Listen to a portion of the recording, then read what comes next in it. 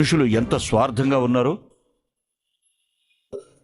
వాళ్ల వరకు వస్తేనే గాని కన్నీళ్ల విలువ తెలియట్లేదు. భార్యకి ప్రమాదం జరిగిందని వచ్చాడు కాని మావయ్యకి ఎలా ఉందో అని చూడ్డానికి వచ్చాడా?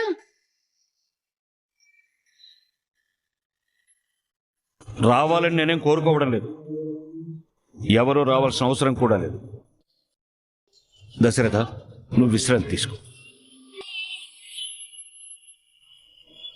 ఒకవేళ ఇప్పుడు దీప బతికినా తర్వాత అయినా కాళ్ళు పట్టుకుని అడిగాడని మీరేం కరిగిపోకండి. వాళ్ళంతా కృతజ్ఞత లేని మనుషులు.